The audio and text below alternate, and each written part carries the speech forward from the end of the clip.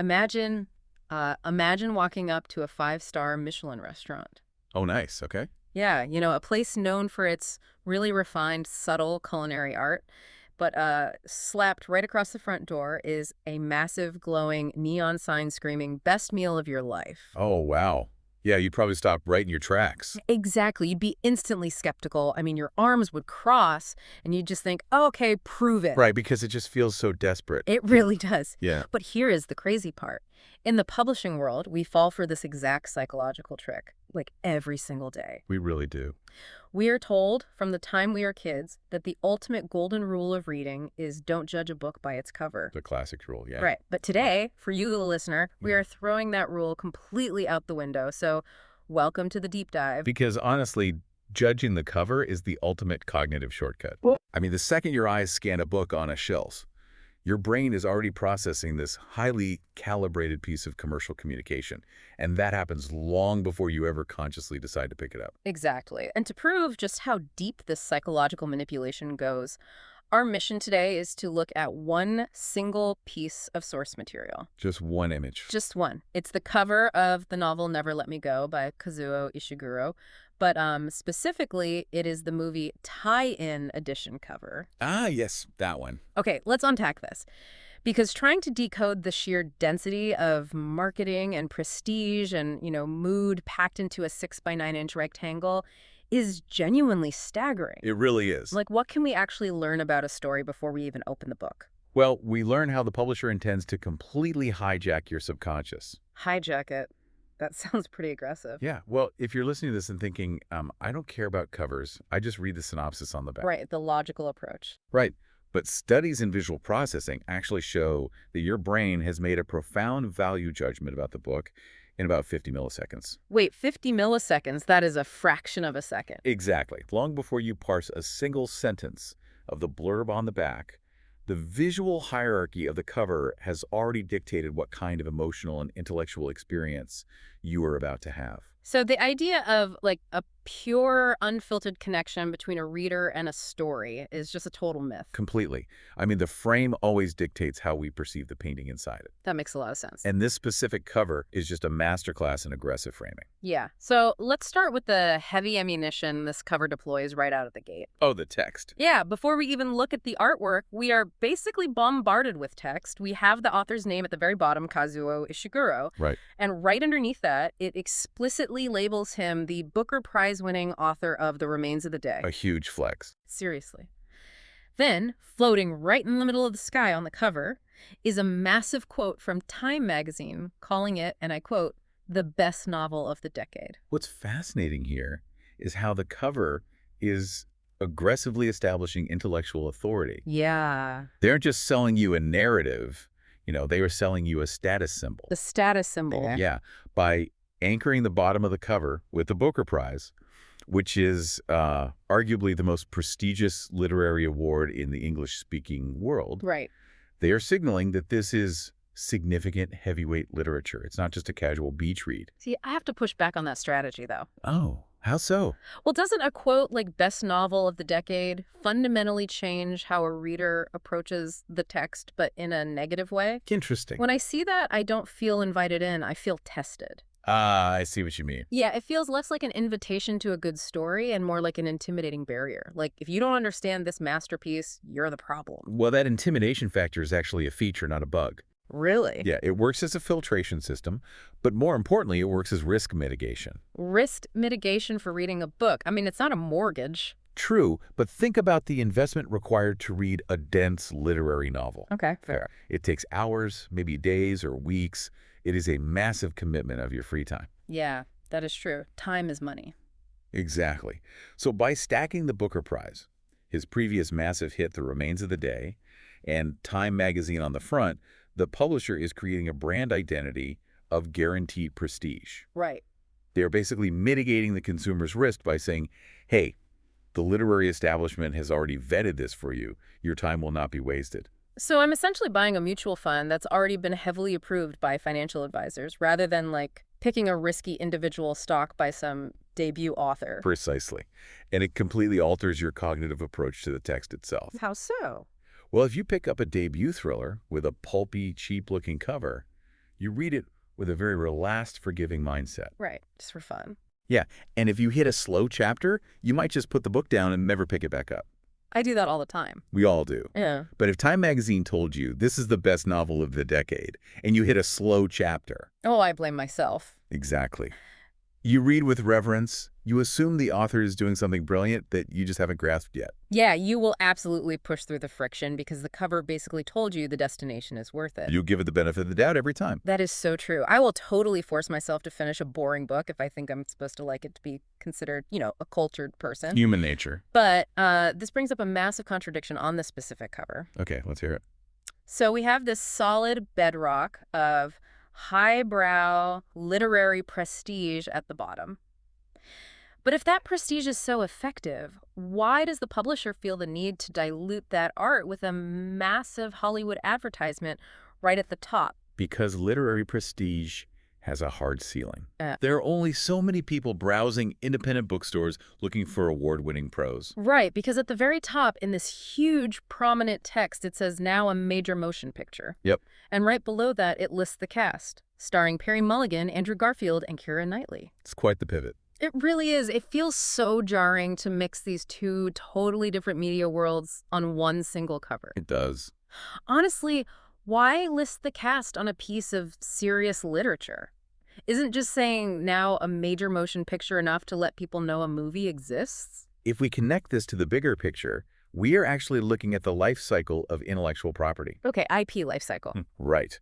A novel starts as a solitary private communion between an author and a single reader. Yeah, just you and the book. But a Hollywood adaptation transforms it into a mass cultural event. Definitely.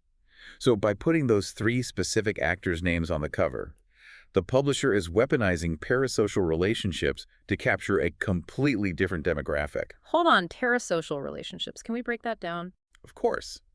A parasocial relationship is the one-sided psychological bond you form with a public figure. Oh, like when you feel like you know a celebrity. Exactly. You feel like you know Keira Knightley because you've seen her cry in a dozen different period pieces. That is painfully accurate.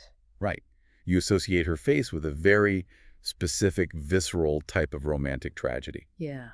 So when her name is printed right above Kazuo Ishiguro's, the publisher is actively transferring the emotional weight and the glamour of her past filmography directly onto this text. Oh, I see. So if I'm walking through an airport terminal, and I couldn't care less about the Booker Prize. Which is most people, honestly. Yeah, I might still grab this book because my brain says, oh, I loved Andrew Garfield in that other movie. I bet I'll like this. Exactly. And it creates this profound cognitive dissonance. Yeah, I can see that. The cover is basically trying to be 2 completely different things at once for 2 completely different audiences. It's wild. The bottom half whispers, this is a quiet, intellectual masterpiece. While the top half screams, this is a glittering pop culture event. Come see the movie stars. Exactly. It's throwing out 2 completely different nets to see who it can catch. Yes, and that tension bleeds directly into the visual art of the cover itself. Whoa, absolutely. Because this isn't just text on a blank page. The typography is laid over an incredibly moody cinematic image. And here's where it gets really interesting. The friction between the words and the picture is profound. It really is. Let's look at the title first. Yeah, Never Let Me Go. It's stamped across the middle of the sky in this very large, clean, thin, modern white font. Right. It looks almost sterile, to be honest, but the background image is the complete opposite. It is. We see 2 figures. It looks like a young man and a young woman in dark, heavy winter coats. Yep. And they are running away from us down a long wooden pier or boardwalk. Notice how your brain struggles to reconcile that crisp, modern font with the vintage, weathered setting of the image. Oh, definitely. That is an intentional design choice. It creates this subtle, immediate sense of unease. And the irony of the central visual versus the title is just off the charts. Oh, completely. The title literally says, Never Let Me Go.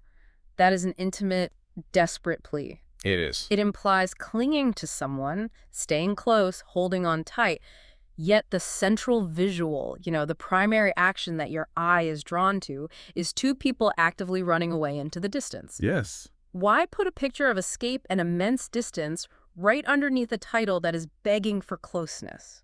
This raises an important question about how a cover can telegraph complex emotional themes without spoiling a single plot point. That's a good point. The visual tension you're noticing is generating unresolved anxiety in the viewer. Yeah, it really does. You are physically looking at distance while reading a plea for proximity.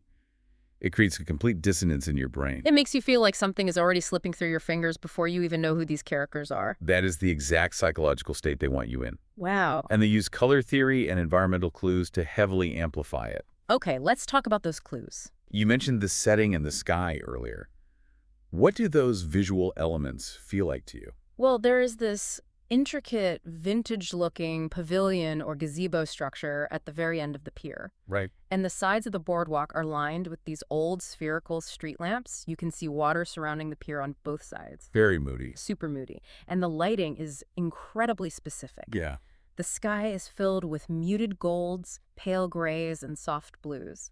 It looks like dusk, or maybe dawn. Yeah, it's hard to tell. It just feels cold, deeply atmospheric, and incredibly nostalgic. It's twilight. Yeah.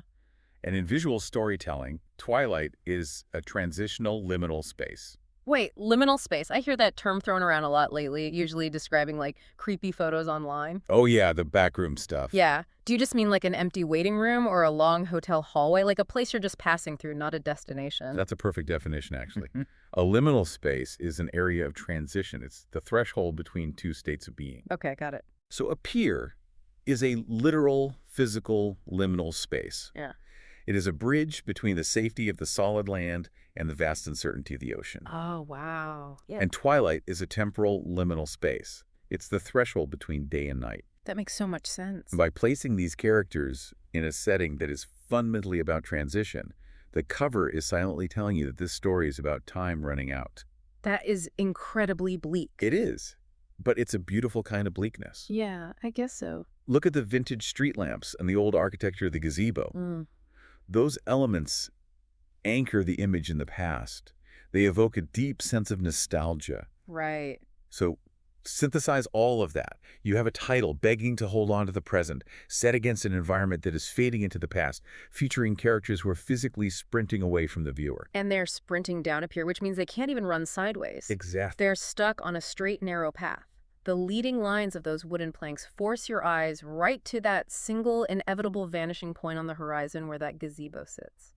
That's the absolute genius of the composition. It's brilliant. You have sudden kinetic energy, the physical act of sprinting, but it is trapped within a somber, quiet, almost static landscape. Wow. It suggests a struggle, but a futile one.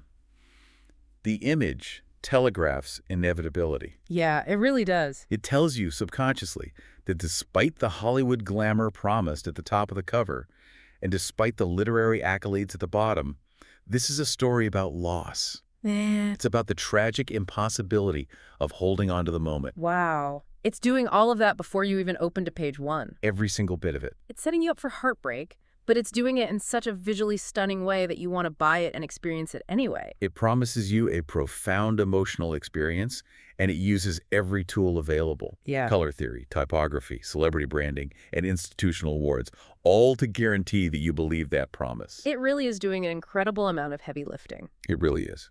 When you step back and look at the whole thing synthesized, this single 6x9 image is balancing the towering status of a literary giant, the massive glittering star power of a Hollywood adaptation, and this deeply moody, contradictory visual narrative of people running away from a title begging to be held.